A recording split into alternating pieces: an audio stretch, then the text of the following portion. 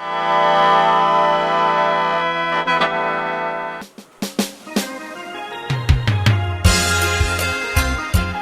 ยดีนี่แม่นรายการเบิงเศรษฐกิจลาวข้าพเจ้ามานะสุติจักรเป็นผู้ดำเนินรายการที่จะพาให้ท่านได้ฮู้เห็นและเข้าใจปัญหาเศรษฐกิจของลาวจากหลายแง่หลายแจ่หลายมุมและหลายท้องถิ่นเทื่อนี้ข้าพเจ้าจะพาท่านไปเบิงเศรษฐกิจของแขวงสารวัตรอยู่ทางภาคใต้ของลาวและพิเศษสำหรับการเบิงเศรษฐกิจลาวในเทื่อนี้แม่นข้าพเจ้าได้รับเกียรติพิเศษสัมภาษณ์ท่านจากแขวงสารวัตรท่านศรีสุวรรณวงศ์จอมศรีเพื่อได้เรียนรู้และเข้าใจปัญหาความเป็นมาสภาพปัจจุบันปัญหาท้าทายในการพัฒนาและทิศทางการพัฒนาเศรษฐกิจของแขวงของเพิ่น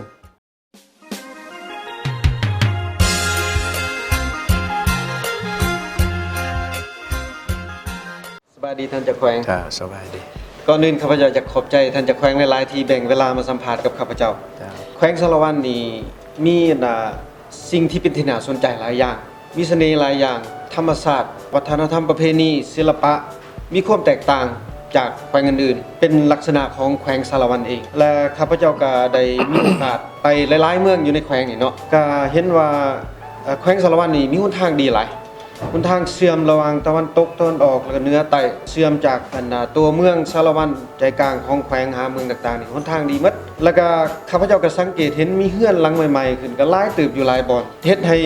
มีความรู้สึกดีใจสำนึงที่ว่าแขวงสารวัตรนี่มีการพัฒนาทั้งที่ว่าข้าพเจ้าก็ได้เรียนประวัติศาสตร์น้อยนึงได้ฮู้ว่าแขวงสารวัตรนี่ได้ผ่านอุปสรรคมาหลายอย่างเป็นแขวงที่ว่าเป็นแขวงประวัติศาสตร์เป็นแขวงที่ว่ามีการริเริ่มการต่อสู้เพื่อเอกราชของลาวเฮาเนาะแต่นั้นมันก็เป็นเรื่องที่ว่ายาวนานมาแล้วแต่ล่าสุดนี่แม่นแขวงสารวัตรนี่เป็นแขวงที่ว่าได้รับข้อจากสงครามหลายได้ถูกระเบิดหลายเสียหายหลายแล้วก็ปัจจุบันนี่ก็ยังมีระเบิดที่ว่ายังบ่ทันแตกเป็นอันตรายต่อชีวิตแล้วก็เป็นอุปสรรคต่อการพัฒนาหลายแต่ว่าแขวงสารวัตรก็ได้มีการพัฒนามาหลายพอสมควรที่ข้าพเจ้าเห็นและอยากถามท่านเจ้าแขวงว่าอันแขวงของท่านนี่เนาะหลังจากปลดปล่อยมาหรือว่าท่านอยากเน้นนัก5ปี10ปีผ่านมาก็ได้ว่านั้นสิ่งที่สำคัญเด่นๆที่ว่าแขวงของท่านมีการพัฒนาและมีผลสำเร็จอันนี้ก็ขอบใจนำทานในหลายที่มีโอกาสได้สัมภาษณ์หรือว่าให้ข้อมูลแก่ท่านที่มีความสนใจเกี่ยวกับการพัฒนาเศรษฐกิจสังคมอยู่แขวงสารวัตรของพวกข้าพเจ้า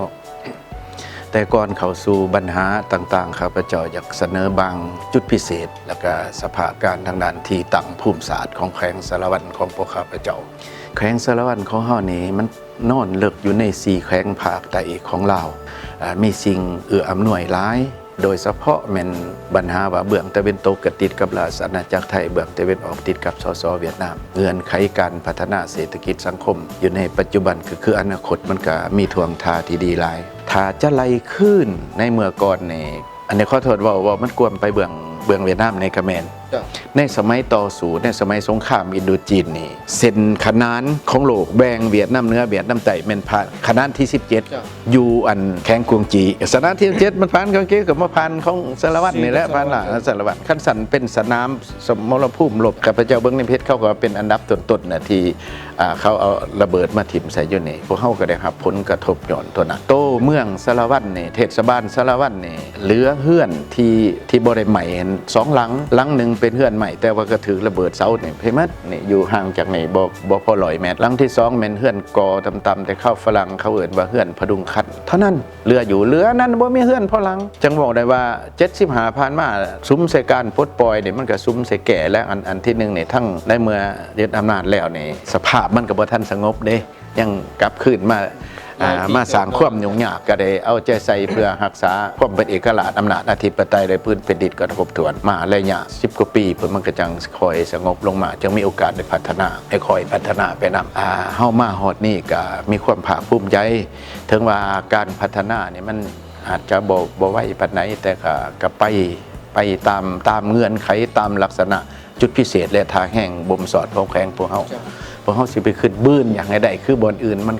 กระบื้นบ่ได้ดอกมันก็ต้องอิงใส่ท่าแห้งบ่มสอดของเฮาอิงใส่ลักษณะในจุดพิเศษของเฮาคอยเป็นคอยไปข้าพเจ้าก็สังเกตเห็นได้ว่าแขวงสารวัตรนี่ได้มีการพัฒนาหลายพอสมควรก็ยังมีความขาดเคินเนาะความทุกข์ยากก็ยังมีอยู่ท่านจากแขวงก็ได้อธิบายมาแน่แล้วว่านั้นมันเป็นย้อนหยังเนาะแล้วก็อยากถามท่านจากแขวงอธิบายถึงว่ามันเป็นปัญหาที่ว่านักสำคัญปานใดใน การพัฒนาของแขวงนี่เนาะและท่านเจ้าแขวงทีมงานของท่านมีแผนที่จะลดผ่อนปัญหาความขาดเคินความทุกอย่างนี่จังได๋ขอบใจข้าพเจ้ามีคำเห็นตื่มหน่อยหนึงที่มันเกี่ยวพันถึงความทุกข์ยากที่ต่อเนื่องกับที่เสนอไปบางกี้นะ จ้ะ ความจริงในเวลาปลดปล่อยมานี่เส้นทางแต่นี่ไปหาปากเซ่นี่ได้นอนทาง2 คืนออกไปนี่ฮอดบ้านนาไส้นี่นะนี่10 กว่ากิโลนี่ได้นอนได้ตะกี้บ่มีทางไหนไปฮอดแล้วงามนี่ก็นอนอีกตะกี้นี่เที่ยวไปปากเซ่นี่ต้องมีรถ66อยู่นำบ่ได้ไกลปานไหนเป็น78 70กว่า เป็นรถทหาร 80รถทหาร ใหญ่ รถขนส่งรถยินรถหยังจังได้ไปได้อาศัยรถตัวนี้มัน2 ปวงมันแก่ได้พวกข้าพเจ้าไปนอนทางตลอดคันมีแต่รถยนต์อื่นๆนั่นไปบ่ได้ต้องมีรถตัวนี้สำหรับแก่เขาเอิ้นว่าสารวัตรในเวลานั้นอยู่ในวงปิดสิแต่นี่ไปหานาปงนี่ครับยากไปยากเมื่อเวียงมันก็ยากสิไปหาตะโอยสมวยนี่ก็ยากเบิดเขาเอิ้นว่าอยู่ในวงปิดมันจะต่างครับแขวงอื่นที่เพิ่นมีเงื่อนไขบ่ได้ถูกสงครามทำลายพื้นฐานโครงล่างแน่นหนาได้ก็มีแต่ต่อยอดไปเลยโลดมันก็ง่ายสิได้ทางเส้นทางเลข20นี่ก็บ่เป็นง่ายเจาะได้ตัวนี้จนฮอดปีเกือบปี98 19 90พี่ได้ จ้ะ จังในทางตัวนี้จังในถือแก้ไขปัญหามัน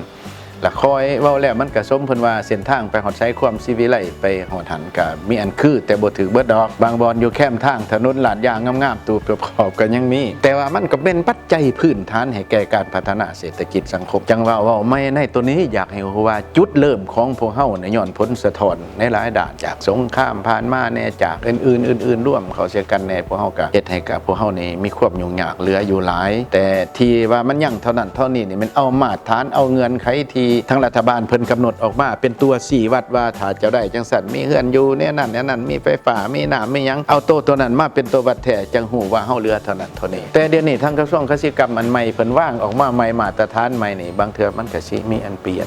จ้ะ มันสิมีอันเปลี่ยนเพราะว่ามาตรฐานมันนับหมื่นนับสูง จ้ะ มาตรฐานสากลมันก็สูงได้มือหนึงครับเท่าได้เหรียญได้มันก็ไปแล้วไล่หับเท่านั้นเท่านี้ไปหมายความว่าเฮาขึ้นอยู่แต่เฮาขึ้นซ่ามาตรฐานเขาก็ยับไปเลย